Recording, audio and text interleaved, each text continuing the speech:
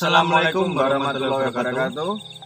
Masih bersama kami tim Dunia Malam dengan saya Aban Gondrong dan saya Mas Ibor, bisa disebut seperti itu.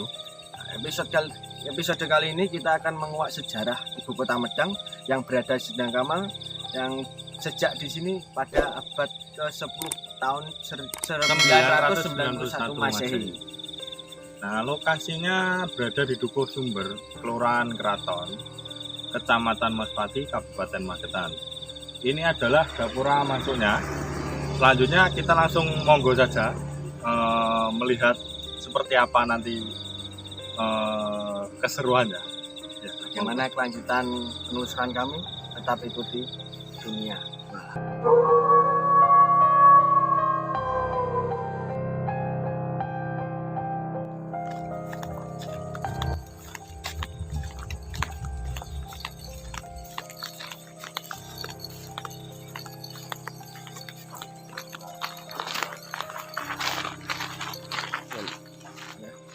Nah, kita sudah berada di lokasi pertama yang berada di pasti Sendang Kamal ini.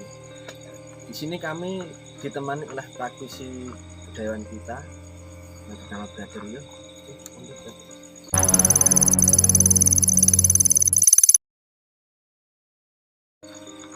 Assalamualaikum warahmatullahi wabarakatuh. Selamat malam dan salam sejahtera. Sebelum kita mulai acara ini, saya memohon doa restu, kepada seluruh sahabat-sahabat Dunia Malam agar supaya acara kita malam ini bisa diberikan kelancaran, perlindungan, keselamatan serta keberhasilan sehingga kita bisa membawa informasi sejarah di Sendang Kamal. Sebelumnya mari kita berdoa agar supaya kita diberi keselamatan dan kita mengucapkan sholawat kepada Nabi Muhammad SAW.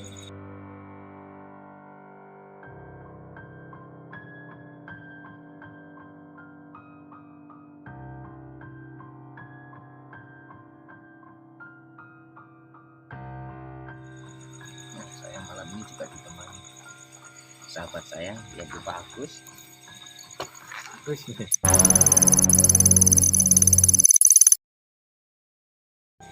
Semoga malam ini penelusuran sejarah kita bisa berhasil dan mendapatkan informasi sejarah dari leluhur kita. Karena kita nguri-nguri budaya Jawi tanpa adanya perjuangan, doa, pengorbanan dan derajatnya leluhur kita dulu, kita tidak mungkin bisa menjadi seperti saat ini. Satu ini peninggalan Empu Sendok, Raja Dermawang Kalesti. Ceritanya ini pripun? Jadi banyak ketiga prasasti ini adalah peninggalan dari raja dan peninggalan dari Empu Sendok dan Kerajaan Medang atau Mataram kuno. Sebagai simbolnya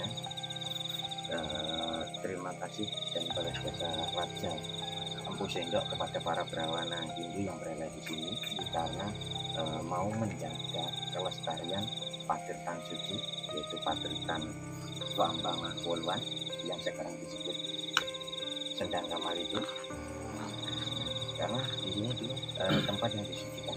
Karena menurut kronik Hindu, Sendang Kamal atau Padertan Wambanga Polwan ini adalah perwujudan dari Sungai Gangga yang ada di tanah. Dan juga salah satu prasasti ini menjelaskan tentang pindahnya ibu kota dan pusat pemerintahan Kerajaan Medang ke kota Kuatang atau yang sekarang dikenal dengan Maspati, serta menjelaskan terjadinya Mahapralaya di sini. Nggih. Niki kula ajeng teng video.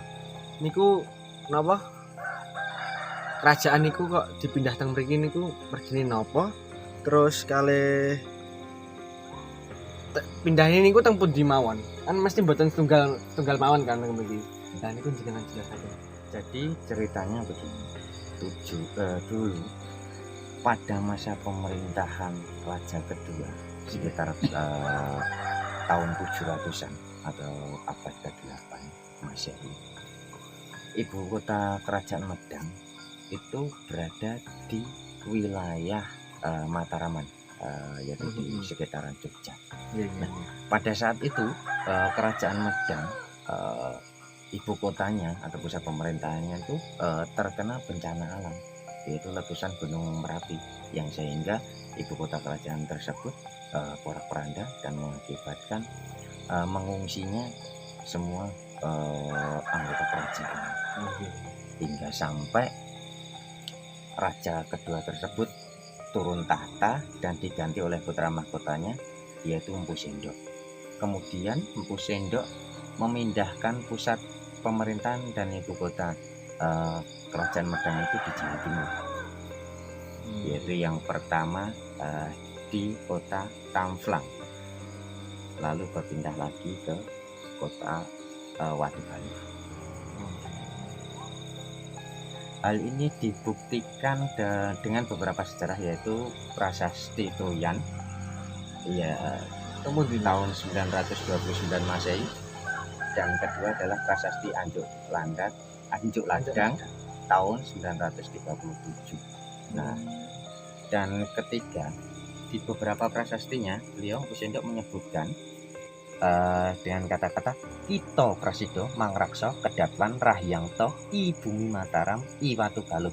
Dari contoh kalimat prasasti itu beliau menjelaskan bahwa kerajaan Medang di Jawa Timur itu merupakan kelanjutan dari kerajaan Medang di Jawa Tengah, dan daerah Tamflang serta Watu Galuh itu sekarang berada di sekitar daerah Jombang, Jawa Timur.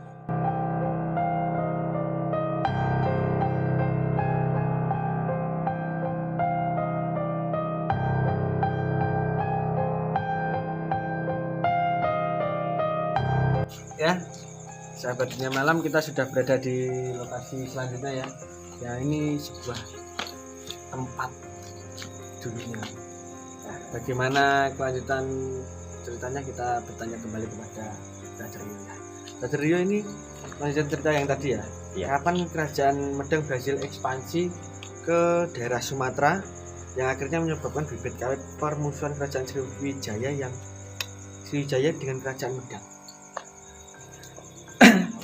Jadi sekitar tahun 992 Masehi, 1 tahun setelah beliau naik tahta, Raja Dharmawangsa Teguh berhasil memperluas kekuasaannya hingga sampai menyerang ke daerah Sumatera, yaitu tepatnya daerah Palembang yang merupakan wilayah dari kerajaan Sriwijaya, dan berhasil menduduki wilayah tersebut sampai tahun 997, yaitu sekitar 5 tahunan.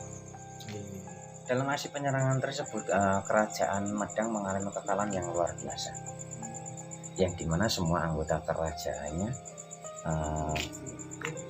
gugur semua, termasuk Raja Dharmawangsa Teguh beserta putrinya. Yang selamat hanya Pangeran Airlangga dan pembantunya, yaitu Empu Narotama. Nah, kemudian kerajaan Medang, yaitu ibu kotanya Wotan, itu dihancur-hancurkan dan dibumi hanguskan, sehingga tempat ini sehingga terjadi Mahapralaya, dan tempat ini berganti nama dengan Mauspati. Nah, padahal nggih niku Medang, kerajaan Medang niku kerajaan sing ageng piyambak teng tanah Jawa. Kok bisa kalah ngoten niku pripun? Ya jelas kalah, Mas, karena gini. Pada saat itu kerajaan Medang sedang mengadakan pesta besar-besaran, yaitu pesta pernikahan putrinya dengan keponakannya Pangeran Airlangga. Serta pasukan-pasukan perang dan panglima-panglima perang kerajaan Medang itu berada di luar wilayah pusat pemerintahan, karena pada masa pemerintahan Raja Dharmawangsa Teguh itu fokusnya adalah ekspansi keluar daerah, yaitu memekarkan kekuasaannya. Nah, dari situ otomatis kerajaan Medang tidak siap perang, dan memang tidak ada persiapan untuk menanggulangi atau antisipasi serangan-serangan tersebut. Otomatis kerajaan Medang kalah dalam aksi penyerangan tersebut. Nah, niku wau kan kula denger napa sanjange sampean namine Mahapralaya mau. Dan niku praloyo niku napa? Moho praloyo, yaitu terjadinya kematian yang besar dan banyak. Ya, jadi begitu ya, sahabat dunia malam, sepenggal cerita dari Brother Yo. Semoga dapat menambah ilmu dan wawasan bagi kita atas warisan leluhur-leluhur kita. Iya. Untuk sesi selanjutnya kita akan melakukan interaksi nyalam di jalan ini.